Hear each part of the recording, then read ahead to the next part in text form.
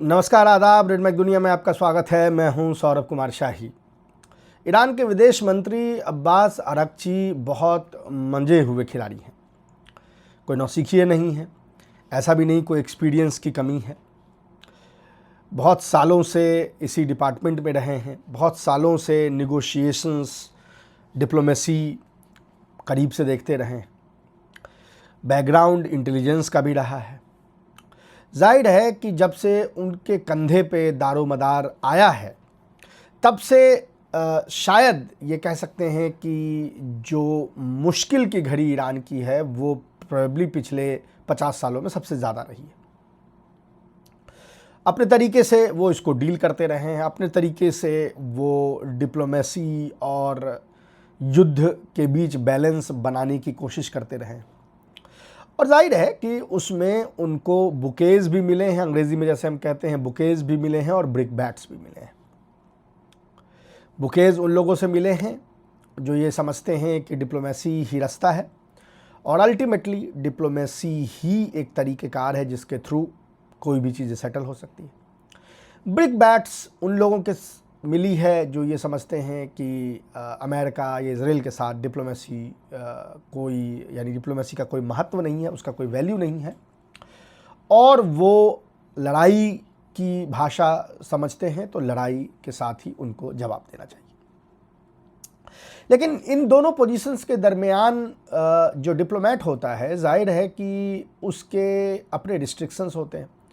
Normal level पे भी अगर आप एक डिप्लोमेट, एक फॉरेन मिनिस्टर को देखते हैं जो बहुत एक्टिव है, जो वॉर के थ्रू गुजर रहा है, उसके लिए बड़ा मसला होता है बैलेंस बनाए रखना नॉर्मल केस में। ईरान के केस में जहाँ पर कि अनलाइक लोग जो समझते हो डिक्टेटरशिप है और सुप्रीम लीडर ने कह दिया तो वो हो गया, चीज़ें ऐसे वहाँ काम करती नहीं हैं। तमाम फ़िरके हैं पार्लियामेंट के अंदर में, तमाम गुट बने हुए हैं, जो पॉलिटिकल पार्टीज़ हैं, आइडियोलॉजी हैं और वो बड़े शार्प हैं। आप अगर कभी उनके पार्लियामेंट्री यानी मजलिस की डिबेट को सुनेंगे तो आपको अंदाज़ा होगा कि ये डिवीजन्स कितने शार्प हैं, जो एक डेमोक्रेटिक प्रोसेस का हिस्सा है। तो जाहिर है कि उसके दरमियान में अब्बास अरागची का काम कोई आसान तो है नहीं। जो उसूलगिरा हैं, प्रिंसिपलिस्ट जिन्हें कहते हैं, ख़ासकर उसमें जो एक ग्रुप है जिसको पायदारी कहा जाता है, वो हमेशा से उनके ख़िलाफ़ रहा है और उनके सारे जो डिप्लोमेटिक स्टेप्स हैं उसकी मुखालिफत करता रहा है। कभी उन पे देश को बेच देने का आरोप लगता है, कभी उन पे अमेरिका के खेमे में शामिल होने का आरोप लगता है। तमाम इस तरह की चीज़ें होती रहती हैं जिसको लेकर रद्द-ए-अमल आता रहता है। इनफैक्ट जो अभी मौजूदा सुप्रीम लीडर हैं मुस्तफ़ा ख़ामनेई, उन्होंने भी, आपको याद होगा पिछले जो लास्ट उन्होंने ख़िताब किया है, रदर जो लेटर लिखा है, उसमें उन्होंने कहा है कि भाई लोग अपने तरीके से काम कर रहे हैं और उन पे पर्सनल आरोप लगाना सही नहीं है। लोगों को लगा कि इशारा प्राइमरीली जो है अब्बास अरगची और पजेश्कियान की तरफ ही था कि उनके ऊपर ख़ासकर जो पायदारी के जो लोग हैं वो जिस तरीके से व्यवहार कर रहे हैं। इस दरमियान अब्बास अरगची ने एक इंटरव्यू दिया है, ईरान टॉक्स करके एक प्लेटफॉर्म है जिस पे उन्होंने एक फ़ारसी ज़बान में इंटरव्यू दी है। ये इंटरव्यू हालांकि कुछ दिन पहले की है, जब ये दोबारा पिछले 10-12 दिनों से जो लड़ाइयाँ चल रही उसके जस्ट एंड के वक्त की ये इंटरव्यू है। और मैंने पिछले हफ्ते वो इंटरव्यू सुनी, मैंने सोचा कि उस पर एक प्रोग्राम किया जाए। हालांकि मैंने पिछले हफ्ते प्रोग्राम इसलिए नहीं किया क्योंकि अब वो जो चीज़ें कह रहे हैं मैं वर्बटिम वही आपको कह दूं तो फिर वो जर्नलिज़म नहीं है। तो जो हमारे अपने सोर्स हैं ईरान में, हमने उनसे बात की और तस्दीक करने की कोशिश की कि इसमें जो चीज़ें ये कह रहे हैं क्या ये दूसरे सोर्सों से भी क्या इनकी तस्दीक हो सकती है। और जब हमने उन पॉइंट्स को दूसरे सोर्सों से उसकी तस्दीक कर ली है तब आपके पास उस इंटरव्यू के एनालिसिस लाने वाले हैं। जो प्लेटफॉर्म है वो बैंड है सोशल मीडिया पे, खासकर यूट्यूब वगैरह पे, तो हम उसका लिंक नहीं प्रोवाइड कर रहे हैं। आप गूगल करके अगर आपको फ़ारसी ज़बान आती है तो आप उसको देख सकते हैं। हालांकि मैंने लुब्बो-लुबाब आपके लिए निकाल लिया है और आज हम उस पर बात कर रहे हैं। इंटरेस्टिंग है इंटरव्यू कि बड़ा कैंडिड है। एक तो जिनके साथ वो बातचीत कर रहे हैं, जिस जर्नलिस्ट के साथ, उसके साथ वो पहले भी पिछले साल भी बातचीत कर चुके हैं और ये जो 40 अभी जो जंग हुई है, यानी ये जो रमज़ान वाली जंग हुई है, उससे पहले भी बातचीत हुई है और उस बातचीत को लेके भी बड़े बुके और ब्रिकबैट्स मिले थे। जिस जर्नलिस्ट ने इंटरव्यू किया था उसको भी बहुत गालियाँ पड़ी थी, लेकिन बड़ा शानदार इंटरव्यू है, बहुत ही जिसको कहते हैं लेड बैक है और कैंडिड है, जो अंग्रेज़ी में हम लोग कैंडिड वर्ड यूज़ करते हैं ना, कि जो चीज़ें जनरली लोग नहीं बोलते हैं वो उसमें कही गई है। तो बहुत इंटरेस्टिंग है। क्या है उस इंटरव्यू में, किन चीज़ों का पर्दाफाश कर रहे हैं, क्या कह रहे हैं, ये बड़ा इंटरेस्टिंग है। सबसे अव्वल तो उन्होंने उस दिन का जिक्र किया है 28 तारीख को, जिस दिन हमला हुआ है, और ये बड़ा इंटरेस्टिंग है। एक चीज़ जो क्लियरली निकल के आ रही, जो हमें पहले से भी ये बात पता थी कि उन्होंने मना कर दिया था आयतुल्लाह खामनी ने कहीं छुपने से, और वो सबको पता था कि वो अपने ऑफिस में होते हैं मॉर्निंग में, तो इसीलिए उनको मारना कोई मुश्किल काम नहीं था, सबको पता था। लेकिन साथ ही साथ वो ये कहते हैं कि 3 पैरेलल मीटिंग्स उस दिन चल रही थी। उनका ये कहना है कि ये हमसे इंटेलिजेंस की भूल हुई, यानी नेशनल सिक्योरिटी काउंसिल की जो मीटिंग थी, उसकी डिफेंस काउंसिल की अपनी मीटिंग चल रही थी, इंटेलिजेंस वालों की अपनी मीटिंग चल रही थी, और एक कमांडर्स के साथ अली समखानी की अपनी अलग मीटिंग चल रही थी। और ये कह रहे थे कि तीनों मीटिंग 9:30 बजे, जो वहाँ का जो 9:30 बज रहा था, यानी 9:30 बजे तेहरान टाइम से वो मीटिंग चल रही थी, और तीनों पे हमला किया गया। वो ये कहते हैं कि इसमें कोताही इंटेलिजेंस की हुई है, यानी वो ये मानते हैं कि अंदर कोई मोल छुपा हुआ है, जिसने उनको ये पिन पॉइंट जानकारी दी कि इस फिलवक्त 3 मीटिंग्स एक ही जगह पे चल रही है। हालांकि वो खुद कहते हैं कि ये इंटेलिजेंस का लैकुना है कि 3 मीटिंग्स एक साथ ही, क्योंकि हालांकि वो कॉम्प्लेक्स बहुत बड़ा है, आपने देखा होगा, जिसको दफ्तर रहबरी कहते हैं, उसके अंदर कई हिस्से हैं, तो जाहिर है कि वहाँ पे वो इंटरव्यू अलग अलग जगहों पे वो मीटिंग्स जो है वो चल रही थी। दूसरा वो ये कहते हैं कि जो असेसमेंट ईरान का और जो असेसमेंट इजराइल और अमेरिका का था, वो पिछले अटैक में ये था कि सिर्फ कमांडर को मारने से काम नहीं चलेगा, पॉलिटिकल एचेलॉन को भी डिस्ट्रॉय करना पड़ेगा। ये कह रहे हैं कि हम लोगों से ये भूल हुई कि हमें ये लगा कि हमने सोचा ही नहीं कि कोई पॉलिटिकल लीडर को मार सकता है, तो हमने यानी वो अपने बारे में कह रहे हैं, और जो कुछ वहाँ पॉलिटिकल लीडर्स बैठे हुए थे दफ्तर रहबरी में ही, जो सेक्रेटरी हैं सुप्रीम लीडर के, और सेक्रेटरी के सेक्रेटरी, और तमाम जो लोग थे, तो कहा कि हमने कभी छुपने की कोशिश नहीं की, क्योंकि हमें लगा ही नहीं कि सिविलियंस पे इस तरह से हमला किया जा सकता है। बिल्डिंग डिस्ट्रॉय हुआ, जिस बिल्डिंग में जिस बिल्डिंग में थे वो भी डिस्ट्रॉय हुई, वहाँ से ये किसी तरीके से वो बच के निकले, इनकी जान बच गई। इनकी मीटिंग जिनके साथ हो रही थी उनकी भी जान बच गई, और तमाम लोग और जो है उसमें शहीद हुए। वो कह रहे हैं कि लेकिन प्लान पहले से बना हुआ था। ये बात ये ज़रूर कह रहे हैं कि 2 दिन 3 दिन पहले से माहौल बन गया था। आपको याद होगा जो ओमान के विदेश मंत्री हैं बदर अल बुसैदी, वो ऑलरेडी वाशिंगटन में थे, और वो ओपनली इंटरव्यू दे रहे थे वहाँ पे, जहाँ पे वो गालियाँ निकाल रहे थे बिटकॉफ को लेके, कुशनर को लेकर, और कह रहे थे कि इनको समझ नहीं आती, इन्होंने गलत ये की है, और हमने काफ़ी चीज़ें अचीव कर ली थी, और ये लड़ाई का कोई ये नहीं। पर एनीवे लड़ाई शुरू हुई। फिर वो कहते हैं कि 2 दिनों तक उनको सेफ हाउस में रखा गया, और कोऑर्डिनेशन जो है उनकी वो कोई मिलिट्री के साथ नहीं थी, यानी एक प्लानिंग पहले से बनी हुई थी कि अगर ऐसा हमला होता है तो मिलिट्री अपना काम शुरू कर देगा। टारगेट बैंक्स उनके पास बने हुए थे, और मिलिट्री ने 2 घंटे के अंदर, आपको याद होगा 1 घंटे 58 मिनट मिसाइल लगने के, पहले मिसाइल गिरने के 1 घंटे 58 मिनट के बाद ईरान ने अपने रिटेलिएशन जो है वो शुरू कर दिए थे। तो इस बात की तस्दीक वो करते हैं।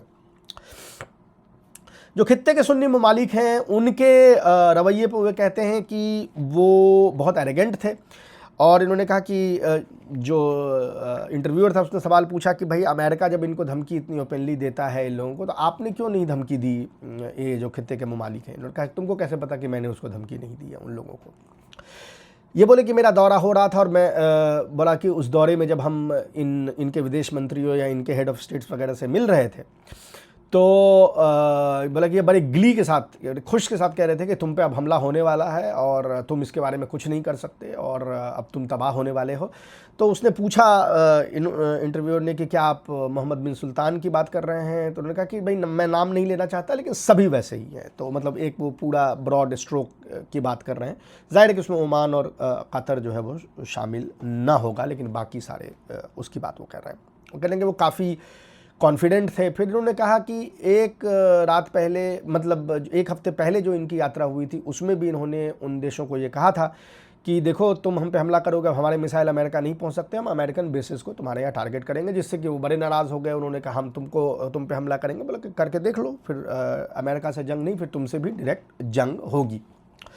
ये कह रहे हैं कि जब ये हमला हुआ उसके बाद जब इनको सेफ स्पेस पे भेजा गया, वहाँ से इन्होंने फ़ोन घुमाने शुरू किए। बोले कि पहले फ़ोन मैंने ये जो सुन्नी ममालिक हैं वहाँ के पर्शियन गल्फ़ के, हमने उनके फॉरेन मिनिस्टर्स को किया और उनको बोला कि भाई हमले इवन एज वी स्पीक हमले चालू हैं।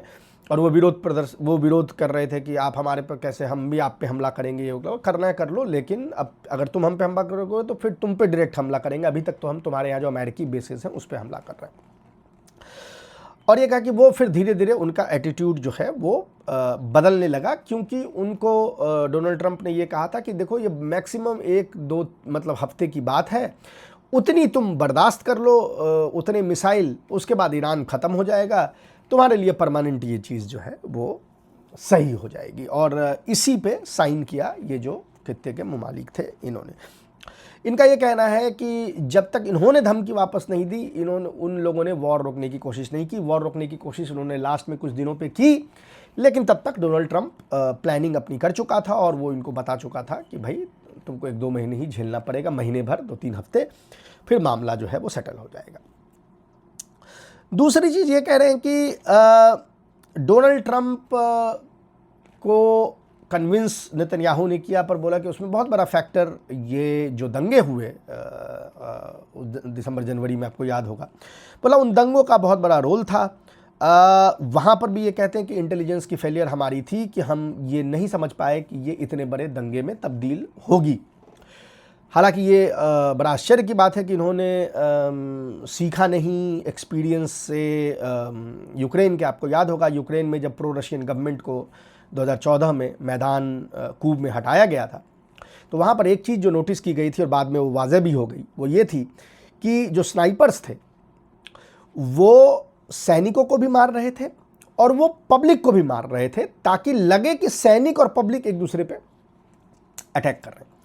वही चीज़ ये जनवरी के दंगों में देखने को मिली कि ये जो हथियारबंद लोग थे, जो जिनको इजराइल और अमेरिका गाइड कर रहा था, ये पुलिस को भी मार रहे थे और ये बड़ी तादाद में फायरिंग कर रहे थे लोगों पर भी, ताकि ये नंबर्स जो हैं, डेड के नंबर्स बढ़े और नंबर बढ़े, 3000 के आसपास लोग मरे। उसके पीछे मकसद ये था कि डोनाल्ड ट्रंप ने कह दिया था कि अगर आप इसको सप्रेस करेंगे तो हम इंटरवीन करेंगे, तो वो कॉसस बेलाई जो हम लोग अंग्रेजी में बोलते हैं, उसके लिए कॉज डेवलप कर रहे थे कि डोनाल्ड ट्रंप हमला करें। हालांकि उस समय तक डोनाल्ड ट्रंप के वो जो पेंटागन है उसने कहा था कि हमारी पूरी तैयारी जो है वो नहीं हुई है, हम हमला नहीं कर सकते हैं। असेसमेंट में उनको ये लगा कि चूंकि सोशल बेस, अब खुद के प्रोपेगेंडा पे खुद ही बिलीव कर रहे थे, तो उनको लगा कि सोशल बेस जो कोलैप्स कर गया है इस निज़ाम का, तो अब हम इस पर हमला कर सकते हैं। याद रहे 12 दिन वाले जंग में जब उन्होंने देखा कि सोशल बेस इनके साथ है, तो उनको लगा कि सिर्फ ये मिलिट्री मेजर्स नहीं होंगे, इनके सोशल बेस को कोलैप्स करवाना पड़ेगा। तो वो उस बात की वो कह रहे हैं कि ये हमसे भूल हुई इंटेलिजेंस की, कि हम ये नहीं समझ पाए कि ये जो ग्रीवांस को लेकर प्रोटेस्ट चल रहे थे ये तब्दील हो जाएंगे इस तरह के दंगों में। तो वो चीज़ कह रहे हैं। जहाँ तक मज़ाकरात का सवाल है, तो उसके बारे में वो बात करते हुए कहते हैं कि विटकॉफ और इनके बारे में कि वो बहुत ज़्यादा उनको कोई नॉलेज नहीं है और वो आउट ऑफ बॉक्स नहीं सोचते हैं, नेतन्याहू उसको कंट्रोल करता है। उन्होंने कहा कि घूस देने की कोशिश हुई, मतलब उनको पर्सनली नहीं, ईरान को, कि हम ये बनवा देंगे, तुमको ये बनवा देंगे, ये कर देंगे, ये सैंक्शन हट जाएगा, तुम एनरिचमेंट हटा दो। उन्होंने कहा नहीं, हम एनरिचमेंट के कारण हमारे ऊपर 20 साल सैंक्शन लगा है, हम इसको कैसे हटा दें, ये हमारे देश के संप्रभुत्व की बात है, सोवरेनिटी की बात है। तो यहाँ पे जो इंटरव्यूअर है उसने एक सवाल पूछा, उसने कहा कि यार अगर 2-3 साल सस्पेंशन की वो बात कह रहे थे, तो आप सस्पेंशन मान जाते, 2-3 साल के अंदर में ना डोनाल्ड ट्रंप रहता ना नेतन्याहू रहता, ये मामला ख़त्म हो जाता। उन्होंने कहा नहीं, ऐसा नहीं है।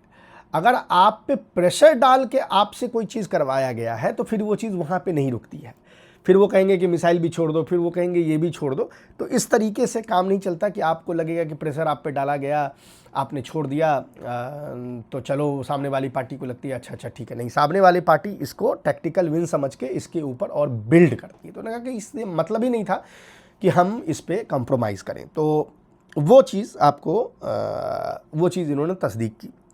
साथ ही साथ इन्होंने ये भी कहा कि विटकॉफ वगैरह को इन्होंने ये कहा है, उस इंटरव्यू में कहते हैं कि भाई तुम अगर ये धमकाना चाहते हो तो ये समझ जाओ कि तुम कभी उस सिचुएशन में रहे हो जहां तुम मजाकरात कर रहे हो और तुम इस बात का डर हो कि अभी तुम पे मिसाइल गिर सकता है और तुम मारे जा सकते हो। विटकॉफ ने कहा नहीं, बोला मैं उस सिचुएशन में अभी हूँ। अगर तुमको ये लगता है कि मैं इस सिचुएशन में रह के नहीं डर रहा हूँ तो तुम्हें कैसे लगता है कि मैं तुम्हारे धमकियों से डर जाऊँगा। तो ये एक मैसेज जो है वो ये बातचीत हो रही है अभी की, ये जो MOU जब डिस्कस हो रहा था उस समय की बात हो रही है। उसको भी लेके यानी ये अपनी ख्यालात बता रहे हैं कि किस तरीके से वो प्रिपेयर होके आए थे और किस तरह से हम प्रिपेयर होके आए थे। और भी तमाम चीज़ें उसमें हैं। 28 तारीख के हमले के बाद के सिचुएशन को लेके भी है कि फिर कैसे ये मैनेज किया गया पूरा, ये किस तरीके से ये जो सोशल यानी ये जो मिलिट्री कम्युनिकेशन है वो किस तरीके से चल रहा था। और दूसरा ये कि टारगेट बैंक्स वगैरह पहले से कैसे अचीव किए गए थे। इनफैक्ट वो कहते हैं कि कई बार मेरी जब बातचीत मिलिट्री कमांडर वगैरह से हो रही थी और जब हम कहते थे कि भाई ये लड़ाई यानी डिप्लोमेसी को लें या ये इसको ना लें, तो बोला कि उसमें एक बार ऐसा हुआ कि जो हेड थे मिलिट्री के वो थोड़े झुंझला गए और वो झुंझला के उसको कहते हैं कि मैंने तुमसे कह दिया कि तैयारी है हमारी, तो तुम इधर अब ध्यान मत दो, मेरे तरफ ध्यान मत दो कि मैंने कितनी तैयारी कर रखी है। हमने पूरी तैयारी कर रखी है जितनी हमें तैयारी करनी है, तुम अपने काम पे ध्यान दो। तो ये जो एक इंटरनल जो चीज़ें होती हैं बड़ा वैल्यूएबल है ना। देखें ये चीज़ें कहाँ आपको फ्लाई ऑन द वॉल वाली बात है ना, आप कमरे में मक्खी जैसा बैठे हुए हैं तभी तो आपको समझ में आएंगी ना कि क्या चीज़ें बात हो रही हैं। यहाँ एक आदमी जो अंदर बैठा हुआ उसको बता रहा है कि अंदर किस तरह की डिस्कशन हो रही होगी। तो जाहिर है कि उसको लेके भी ये इसमें बहुत इंटरेस्टिंग एस्पेक्ट्स जो हैं इस डिस्कशन में हैं। यानी कई चीज़ें जो नहीं पता थी वो इंटरव्यू से पता चली, तो हमने भी कोशिश की कि आपको बताया जाए कि ये जो मज़ाकरात और ये जो चीज़ें होती हैं, जो फ़ाइन चीज़ें हैं ना, इसमें कभी भी हेरसे पे नहीं जाना चाहिए। कई बार शांति से समझ के और ये जो नुआंसेस हैं इसको भी समझने की ज़रूरत है। अभी के लिए इतना ही, हम आपसे फिर मिलेंगे, तब तक के लिए नमस्कार।